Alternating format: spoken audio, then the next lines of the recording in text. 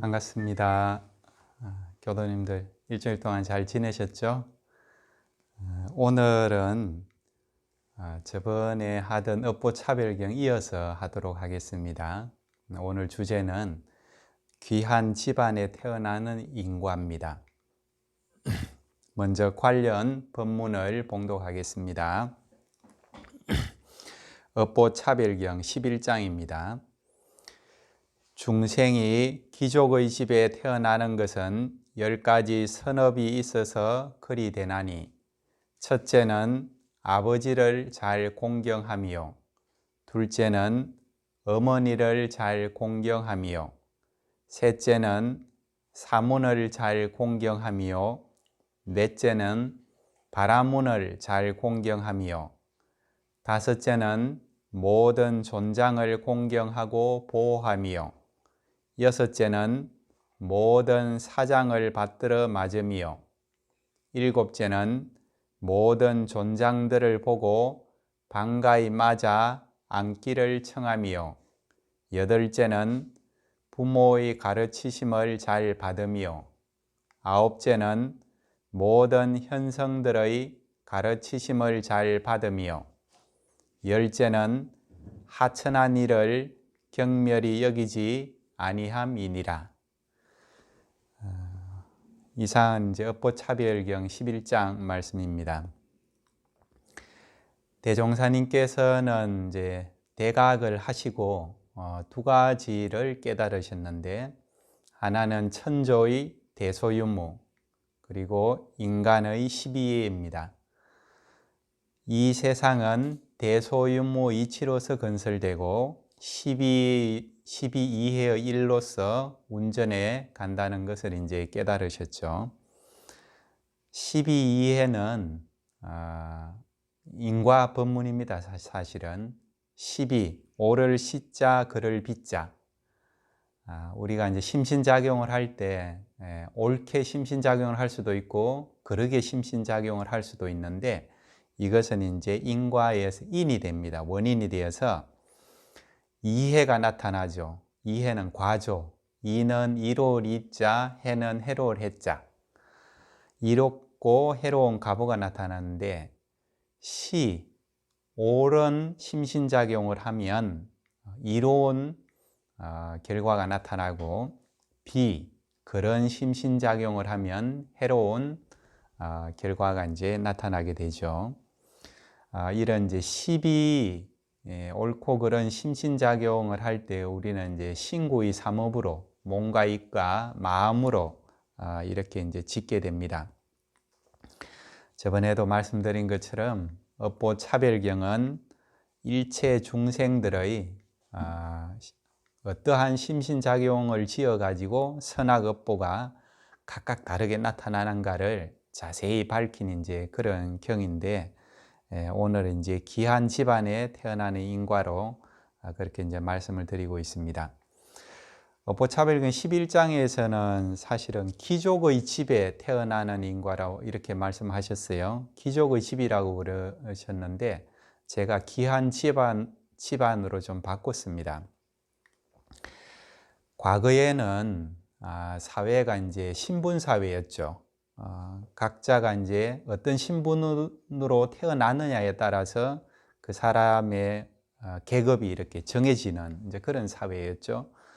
우리나라의 조선시대에도 보면 맨 위에 양반이 있고, 그 다음에 중인, 상민, 천민, 이렇게 신분이 이렇게 나눠졌죠. 그리고 불교가 발생을 한 인도에도 그런 신분 제도가 있었습니다.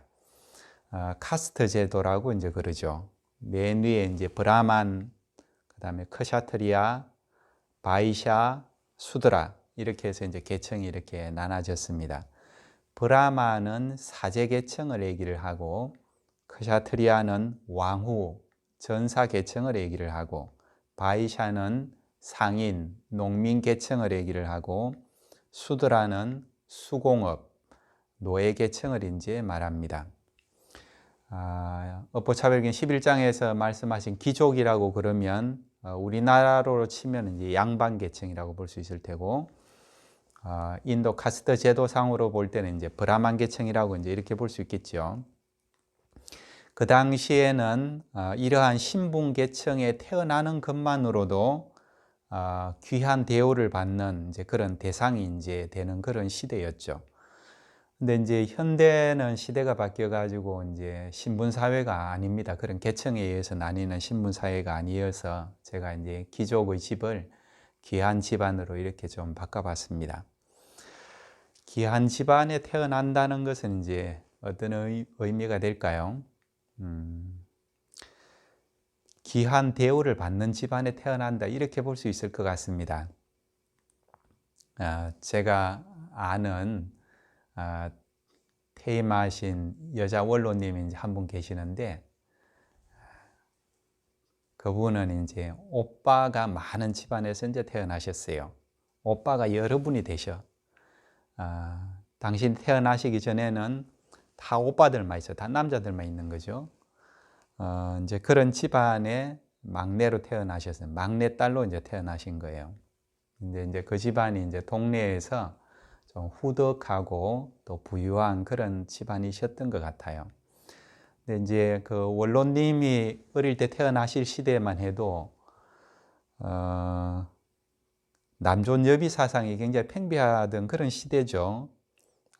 당시에 이제 남자는 귀하게 여겨지고 여자는 좀 천하게 여겨지는 그런 남존 여비 사상이 이제 팽배하던 그런 시대입니다. 그럼에도 이제 불구하고 그 원로님이 태어나시기 전에 그 부모님께서 남자들만 계속 있으니까 딸을 굉장히 원하셨나 봅니다. 우리 집안에 딸이 좀 태어나면 좋겠다 하고 굉장히 원하셨나 봐요. 근데 이제 그 집에 막내딸로 태어나셔가지고 아주 그 귀한 대접을 이제 받으셨나 봐요. 그 남존 여비 사상이 팽배한 그 시대에도 귀한 딸이 낳았다고. 그래서 이제 집안에서도 그러고 그 이제 동네에서도 그러고 아주 이제 귀한 그런 이제 대접을 이제 대우를 받는 유년기를 이렇게 보내셨다고 하시더라고요. 이제 이런 거죠. 귀한 집안에 태어난다는 것은 당신이 이제 태어나서 귀한 대우를 받는 이제 그런 환경에서 태어난다. 이렇게 이제 볼 수 있을 것 같습니다.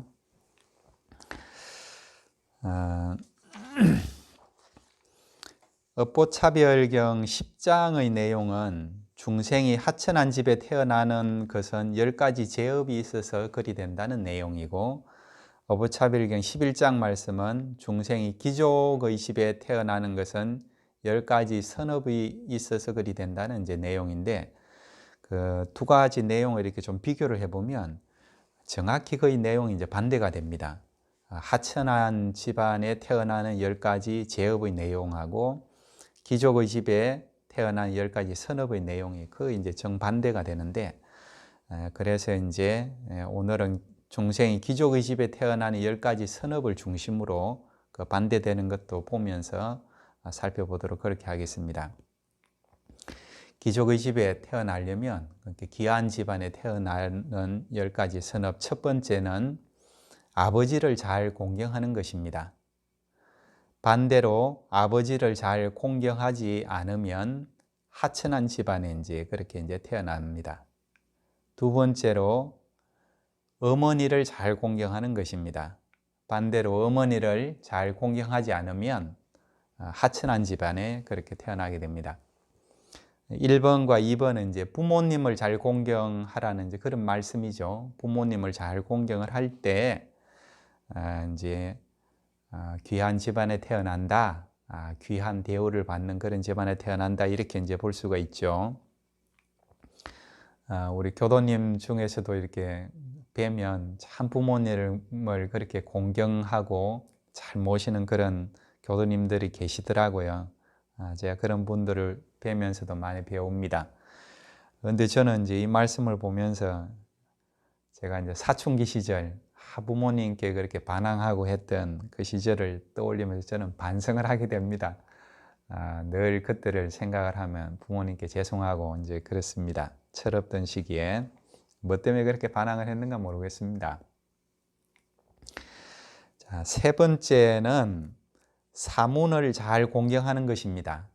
사문이라는 것은 이제 수행자를 얘기합니다. 수행자. 반대로 사문을 잘 공경하지 않으면 하천한 집안에 이제 태어나게 됩니다. 넷째는 바라문을 잘 공경하는 것입니다.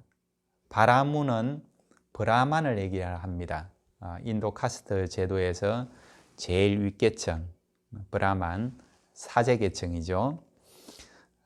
그런 바라문을 잘 공경하면 귀한 집안에서 태어난다. 반대로 바라문을 잘 공경하지 않으면 하천한 집안에서 태어나게 됩니다. 그래서 이제 셋째와 넷째의 내용은 수행자와 성직자를 잘 공경하면 귀한 집안에서 태어난다. 이제 이런 말씀이죠. 현대에도 보면 이제 그런 수행자와 성직자들이 이제 계시죠. 그런 분들을 잘 공경해야 귀한 집안에서 태어난다. 이제 그런 말씀이 되겠습니다. 다섯째는 모든 존장을 공경하고 보호하는 것입니다. 이제 존장이라고 그러면 이제 자기보다 나이가 많은 사람을 이제 얘기를 합니다. 반대로 모든 사후와 존장을 잘 공경하지 않으면 하천한 집에 그렇게 태어나게 됩니다.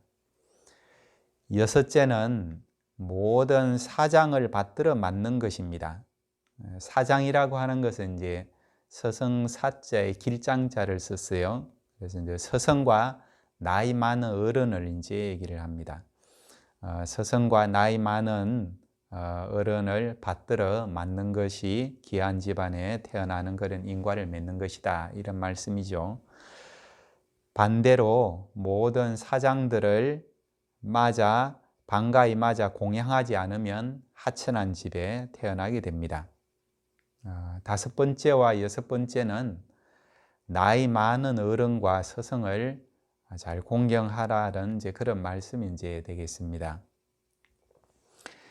일곱 번째는 모든 존장들을 보고 반가이 맞아 앉기를 청하는 것입니다. 존장이라고 그러면 아까 말씀드린 것처럼 자기보다 나이가 많은 사람을 이제 얘기하는 거죠.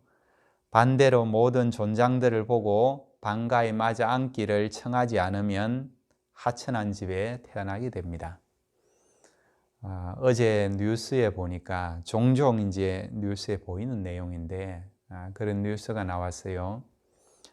지하철에서 이제 10대가 나중에 이제 알고 보니까 중학생이라고 그래요. 그런 이제 중학생이 연세가 많으신 그 어르신한테 반말을 쓰고 함부로 하고 이렇게 뭐 약간의 폭행이라고 해야 될까요? 그렇게 신체적으로 약간 접촉도 있었던 것 같은데 이제 그런 뉴스가 이렇게 나왔는데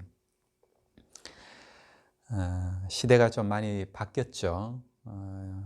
이제 제가 사실은 어릴 때 그때만 좀 생각을 해도 버스 타고 이제 그러다가 어르신들이 이제 타시고 그러면 일어나 가지고 자리를 이제 양보하고 또 그 어르신들이 이제 편히 앉기를 청하고 하는 그런 문화가 이제 좀 보편적이었죠. 평범한 그런 문화였고 보편적인 그런 문화였는데 지금은 시대가 좀 많이 달라진 것 같습니다. 이제 지금 그 내용을 이제 일곱 번째에서 이제 말씀을 이제 하시는 거죠. 연세 드신 그런 분들을 반가이 맞아 앉아서 청하는 것, 그렇게 하는 것이 귀한 집안에 태어나는 인과가 된다. 그렇지 않으면 반대로 하게 되면 하천한 집안에 태어나게 된다. 이제 그런 말씀이 되겠습니다. 여덟 번째는 부모의 가르치심을 잘 받는 것입니다. 반대로 부모의 가르치심을 잘 듣지 않으면 하천한 집에 태어나게 됩니다. 아홉 번째는 모든 현성들의 가르치심을 잘 받는 것입니다. 현성이라고 하면 이제 현인과 성인을 아울러서 하는 그런 말씀입니다. 반대로 모든 현성들의 가르치심을 잘 받지 않으면 하천한 집에 태어나게 됩니다.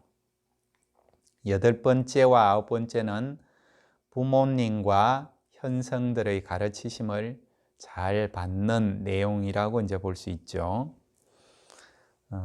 저희가 이제 교도님들은 이제 어린 시절은 이제 다 거쳐 오셨으니까 어린 시절 학창기에는 이제 주로 부모님의 가르침을 이제 받게 되고 또 성인이 돼서 지금 이제 살아가시면서 불법에 기해서 이제 공부를 하실 때는 경전을 통해서 현성들의 이제 그런 말씀을 접하고 이제 가르침을 이제 받고 이제 지금 그렇게 공부를 하고 계시는 거죠.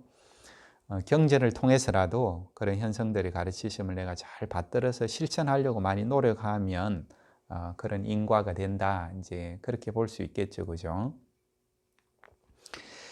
10번째는 하천한 일을 경멸히 여기지 아니하는 것입니다. 그러면 이제 귀한 집안에 태어난다. 이제 그런 말씀이죠. 경멸히 여기지 않는다. 깔보아서 업신여기지 않는다. 그런 말씀이죠. 반대로 하천한 집에 태어난 일을 보고 경멸히 여기면 하천한 집에 태어나게 된다. 그렇습니다. 현대 사회에서는 이제 갑질이라고 이제 볼 수 있겠죠, 그죠? 갑질이라고 그렇게 볼 수 있을 것입니다. 뉴스에 이제 그런 내용 종종 나오잖아요. 아파트 입주민이 경비원을 뭐 잘못을 좀 했다고 해서 그렇게 뭐 폭행을 한다든지 욕설을 한다든지 또 기업 본사 직원이 하청 직원들을 그렇게 또 갑질을 한다든지 또 정규직이 비정규직을 그렇게 한다든지 이제 이런 내용들이 사실은 시대는 달라졌지만 다른 형태로 나타나지만 그 하천한 일을 이제 경멸을 하는 이제 그런 내용이죠. 그 내용은 사실 이제 그렇게 하게 되면 하천한 일을 그렇게 경멸히 여기게 되면 본인이 하천한 집에 태어난다. 이제 이런 말씀입니다. 그래서 이제 하천한 일을 봐도 그렇게 경멸히 여기지 않아야 된다. 이제 그런 말씀이 되겠습니다. 이제까지 제가 이제 업보차별경 11장에 근거해서 귀한 집안에 태어나려면 어떻게 해야 되는가 하는 10가지 내용을 이제 말씀을 쭉 드렸습니다. 귀한 집안에 태어나려면 부모님, 사문, 바라문, 존장, 사장 등을 이제 공경하는 그런 태도로 잘 모시고 해야 된다. 이제 그런 내용들인데요. 제가 오늘은 그 업보차별경의 내용에 좀 머물지 않고 소태산 대종사께서는 이런 부분에 대해서 어떻게 말씀을 하셨을까? 이 부분을 조금 더 말씀을 좀 드리도록 하겠습니다. 대종사님께서는 그 공경의 대상을 확장을 이렇게 하셨어요. 부모님이나 스승님이나 연세가 많은 분들이나 그런 분들한테만 해당되는 것이 아니고 그 범위를 굉장히 확장을 해서 그렇게 말씀을 좀 해주셨습니다. 대종경 교의품 14장에서 대종사님께서 이제 그런 말씀하셨어요. 인연 작복을 잘하고 못하는 것과 북이 빈천되는 것이 다 다생금내를 왕래하면서 불공 잘하고 못하는 데 있나니 복이 많고 지혜가 많은 사람은 법신불 일원상의 이치를 깨치어 천지 만물 허공법계를 다 부처님으로 숭배한다 그러셨습니다. 인연작복을 잘하고 못하는 것, 내 주변에 좋은 인연이 많느냐 혹은 좋은 인연이 아니고 좀 나하고 좀 상극의 인연이 많느냐 이런 내용도 사실은 다생금내를 여러 생을 내가 내왕하면서 불공을 얼마나 잘했느냐 못했느냐 거기 달렸다 이제 그런 말씀이죠. 그리고 북이 빈천되는 것도 마찬가지다. 부유하느냐 가난하느냐 혹은 귀한 집에서 태어났느냐 하천한 집에서 태어났느냐 이것도 다생금내를 왕래하면서 내가 불공을 잘했느냐 못했느냐 여기에 달렸다 이제 이런 말씀이죠. 그래서 이제 대종사님께서는 그 불공에 있어 가지고 특정 대상만 공경할 것이 아니라 법신불 일원상의 이치를 깨치어 천지 만물 허공법계를 다 부처님으로 공경하라고 이제 그렇게 이제 말씀해 주셨습니다. 이렇게 하는 분이 정말로 복이 많고 지혜가 많은 사람이다. 이제 이렇게 이제 말씀을 해주신 거죠.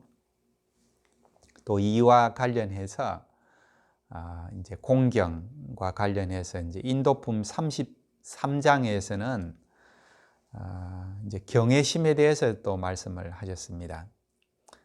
세상을 살아가는 데 있어서 마음을 지키고 몸을 지키는데 가장 필요한 방법이 무엇이냐? 그것은 경외심이다. 이제 그 말씀을 해주셨는데 그것을 좀 살펴보도록 하겠습니다. 경자는 이제 공경 경자죠. 외자는 두려워할 외자. 경외심을 갖는다. 그 말씀은 어떤 사람을 대하거나 어떤 물건을 대하거나 오직 공경하고 두려운 마음을 가지고 대하라라는 그런 말씀입니다. 사람이 이제 공경하고 두려운 마음을 놓게 되면 어떻게 되겠습니까? 좀 함부로 대하게 되잖아요. 함부로 이제 대하게 됩니다. 아무리 이제 가까운 사이라고 하더라도 이제 부모와 자식 간의 그런 사이라도 또 부부 사이라도 그렇고, 그리고 형제 사이라도 이제 마찬가지고, 서로 간에 막 함부로 이렇게 친하다고, 우리가 허물이 없다고 친하다고 함부로 막 대하다 보면, 거기서 이제 당연히 어떻습니까? 함부로 대함을 당하는 입장에서는 불평과 원망이 나오게 된단 말이에요. 불평과 원망이 이제 이렇게 생기게 되고, 물건에 대해서도 마찬가지로 하찮은 물건이라고 해서 내가 이제 함부로 이렇게 그렇게 하게 되면, 그런 이제 하찮은 물건으로 통해 가지고도 내가 구속과 피해를 당할 수가 있다. 이제 이런 말씀을 해주셨어요. 그 한 예를 든 것이 뭐냐 하면 이제 성냥한갑입니다. 교도님들 이제 본문을 또 아시는 분들이 많으실 텐데 말씀을 제가 좀 드릴게요. 성냥한갑. 가령 이제 어떤 사람이 가게에 가가지고 성냥한갑을 이렇게 훔쳤다고 봐요. 성냥한갑을 훔치게 되면 어떻게 됐습니까? 그 주인이 성냥한갑은 뭐 그렇게 비싼 것이 아니니까 뭐 그냥 가져가라고 하겠습니까? 그렇지 않겠죠. 좀 온순한 그런 주인 같은 경우에는 이제 그냥 단순히 그냥 꾸짖는 걸로 이제 그렇게 그칠 수 있는데, 그렇지 않은 경우, 보통의 경우는 그 성냥한갑을 훔쳤을지라도 그 훔친 사람에 대해서 모욕을 가할 수도 있고 또 법적으로 대응을 할 수도 있고 이제 그렇게 되겠죠. 이제 대종사님께서는 그러셨어요. 그래서 이 성냥한갑이라는 것이 하찮은 것 같은데, 이 성냥한갑이 그 사람으로 통해서 모욕을 당하고 꾸짖음을 당하게 그렇게 이제 만든 것이다. 이렇게 이제 말씀하셨어요. 그래서 이제 달리 그것을 이제 해석을 해보면, 성냥을 취하려는 그 욕심, 그 욕심이 이제 스스로를 무시하고 욕보인 것이 이제 되는 것이고, 다시 또 그것을 이제 표현을 하면 그 욕심은 어떻게 생겼느냐? 성냥한갑에 대한 경외심을 놓은 데서 그 욕심이 생겨났다 그러셨어요. 성냥한갑을 하찮게 여기는 그런 마음은 그 성냥한갑을 대할 때 정말 그 공경하고 두려워하는 그런 마음을 놓은 데서, 그런 마음 경외심을 놓은 데서 생겨난 것이다. 이제 그렇게 이제 표현을 하셨습니다. 그러면 경외심을 놓다 보니까 그 하찮은 성냥한갑이 스스로를 갖다가 모욕을 당하는 그런 권위를 이제 나타내게 됐다. 이제 그렇게 이제 말씀을 이제 하셨습니다. 그런 하찮은 성냥한갑도 그만한 권능을 이제 나타내는데, 하물며 만능의 힘을 가진 사람은 더 말할 것이 없다. 이제 그런 표현을 이제 하셨습니다. 그러므로 이제 우리가 어떤 물건이나 또 어떤 사람을 대하거나 공경하고 두려워하는 그런 마음을 가지고 살아간다면, 이 우주 넓은 그 대지에서 이 우주에 펼쳐져 있는 모든 물건은 다 하나의 이용물이 되고, 또 이 세상에 시행되는 모든 법은 나를 보호하는 기관이 된다 그러셨어요. 근데 반대로 그런 경외심, 공경하고 두려워하는 마음을 놓고 함부로 그렇게 이제 행동을 하게 되면 우주 안의 모든 물건이 다 나를 해치려는 그런 도구가 되고, 또 세상의 모든 법이 도리어 나를 구속하는 포성이 된다, 그렇게 이제 표현을 하셨습니다. 그러시면서 어찌 두렵지 않느냐, 그것이 어찌 두렵지 않느냐, 그렇게 이제 표현을 하셨어요. 그래서 물결 거센 이 세상을 살아가는 우리들이 우리 마음을 잘 지키고 몸을 잘 두어하려고 하면 경외심, 공경하고 두려워하는 그런 마음을 마음에 깊이 새겨가지고 그렇게 매사를 진행을 해야 된다. 이제 그렇게 이제 말씀을 해주셨습니다. 또 업보 차별경 11장과 또 연관을 지어서 생각을 해보면 우리가 또 이러한 경외심, 모든 사물이나 사람을 대할 때 공경하고 두려워하는 마음을 가지고 이제 대하면은, 그렇게 또 세상을 살아간다면 다음 생에도 당연히 귀한 집안에 태어나게 되겠죠. 만물을 다 공경하면서 그렇게 살아가니까. 그뿐만 아니라 이제 현생에서도 어딜 가나 본인도 환영받고 귀한 대우를 받으면서 그렇게 이제 살아갈 것입니다. 교도님들도 이제 그러시잖아요. 누가 나를 갖다가 공경을 하면서 그렇게 대한다고 하면 내가 그 사람을 대할 때 대하는 마음이 어떻습니까? 같이 공경하는 그런 이제 마음이 나는 거잖아요. 자연스럽게. 이제 그것을 이제 말씀하신 것이라 이제 볼 수 있겠죠. 정리하겠습니다.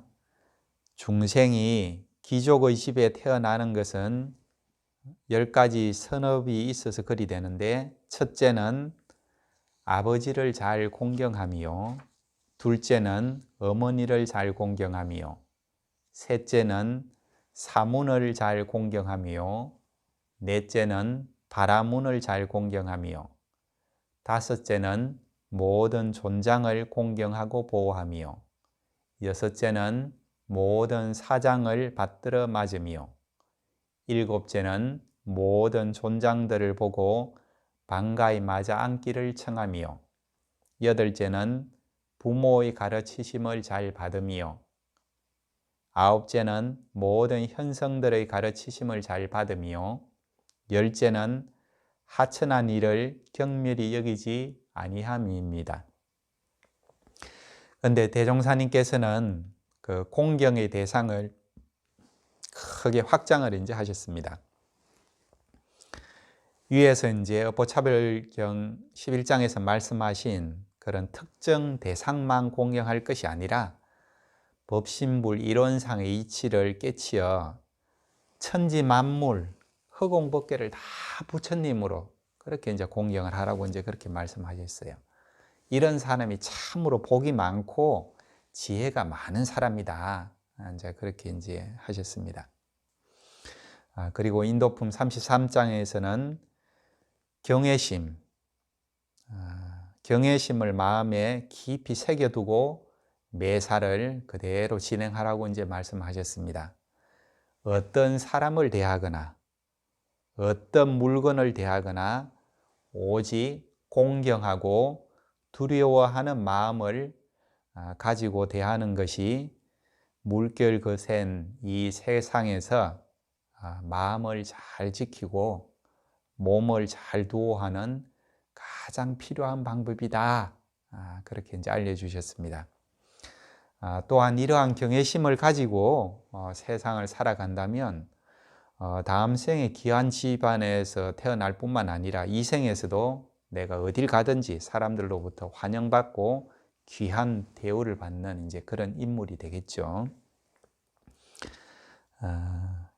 교도님들께서도 법신볼 이론상의 진리를 깨치어 천지 만물, 허공법계를 다 부처님으로 공경하고 어떤 사람을 대하거나 어떤 물건을 대하거나 오직 공경하고 두려워하는 마음을 가지고 대함으로써 현생에서도 어딜 가나 또 환영받고 귀한 대우를 받는 그런 귀한 인물이 되시고 뿐만 아니라 또 다음 생에도 세세생생 또 그런 귀한 집안에서 태어나는 그런 복을 누리시기를 기원 드립니다.